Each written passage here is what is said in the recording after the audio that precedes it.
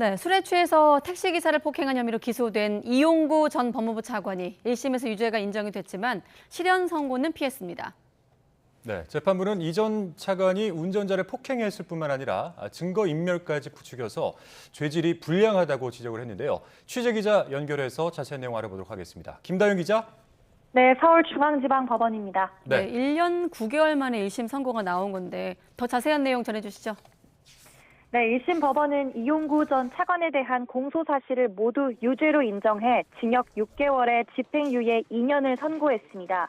그동안 재판에서 이 전 차관은 폭행은 인정하면서도 증거인멸과 관련해선 삭제된 영상은 원본이 아닌 메신저 서버에 저장된 임시 파일에 불과하다는 점을 강조하며 무죄를 주장했는데 받아들여지지 않았습니다.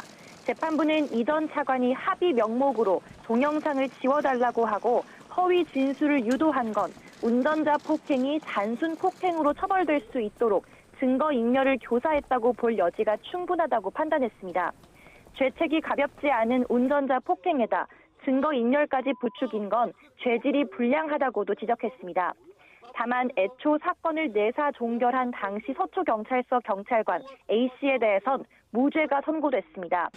재판부는 당시 결제 라인 등 상부에서 잘못을 바로잡아주지 않았기 때문에 A씨가 모든 책임을 지는 게 적절하지 않고 보고서 작성 당시는 블랙박스 영상을 보지 못한 상태였으므로 허위 공문서 작성 혐의를 인정할 수 없다고 설명했습니다.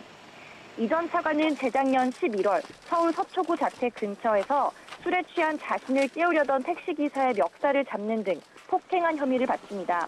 또 사건 직후 기사에게 합의금 1,000만 원을 준 뒤 폭행 장면이 담긴 영상을 삭제해달라며 증거인멸을 부추긴 혐의도 적용됐습니다.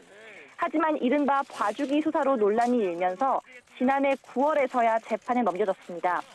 차가 완전히 정차하지 않은 상황에서 운전자를 폭행할 경우 단순 폭행이 아닌 가중처벌 대상이 되는데 당시 경찰이 피해자가 원치 않는다는 이유로 엿새 만에 내사 종결했기 때문입니다.